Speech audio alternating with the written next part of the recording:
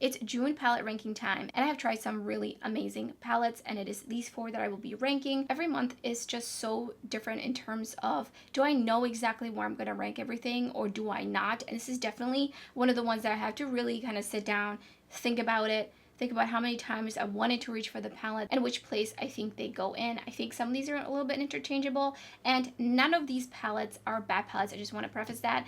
None of these are. I think at this point, pretty hard to make a bad eyeshadow palette, like a really bad eyeshadow palette. I think eyeshadow formulas have come such a long way. For the most part, these brands just really know what they're doing, especially indie brands, and these are 4 beautiful indie eyeshadow palettes, and I did receive all of these in PR, and I do have affiliate and non-affiliate codes with all of these brands, which will be down in the description box. So let's get right into it. Starting in 4th place, this was really hard to put here because love this collaboration, and I'm still really excited about it, and that is the collaboration with Amy Loves Makeup and Adept Cosmetics. They did send this palette in PR. I did do a dedicated video. I think it just comes down so much to preference, and this is Amy's perfect cool toned color story. And as much as I love warm tones, cool tones, colorful eyeshadows, what have you, I do tend to gravitate towards warmer tones just a little bit more. So it's really a matter of preference because I enjoy this palette so much. I wanted to reach for it. I love all the looks I created with this palette. I also love the blush palette. There are a couple of squishier, softer shades which I have to be careful about.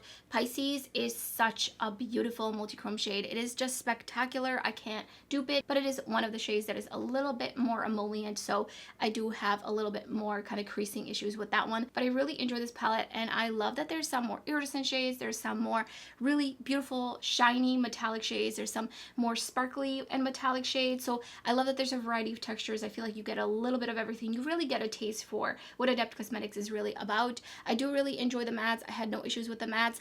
I do think that Mocha and Billion Much, I think after using them a few times, they are definitely similar to each other. They're just ever so slightly like a different tone and a little bit different depth, and they are buildable, which is what I think will really set them apart. So if you're into cool tones, you will definitely enjoy this palette very much. And then in 3rd place is also like a cooler tone palette, and that is the Cradled in Ice palette from Fantasy Cosmetica. And this one, I mean, the color story is just so interesting. I was in awe, like full-on hard eyes when I opened this palette because I did receive it in PR before it even was announced. So I saw the color story before it was announced, and kind of seeing this live in person, I was so excited to dip into it. Definitely one of those color stories that I feel really inspired. I think there's a really nice variety, so it's not fully monochromatic, and I think you can get a good amount of varied looks from this palette. And the shimmers in here are just so beautiful, so dimensional, specifically Frost and Crystal, which these two are a little bit similar to each other. The basic Crystal is just a little bit more prominent, a little bit darker, but they are just slightly similar. And generally speaking, some of the shades do have a little bit more emollient texture to them, so I have experienced some sort of creasing just a little bit, but I can like easily tap it out, which is not a problem. They don't crease immediately. It takes a little bit for them to crease, so that's usually how I know that I really don't mind it. As long as they don't completely disintegrate on my lid within 30 minutes, I really don't mind having to tap them out because they are so spectacular, so beautiful.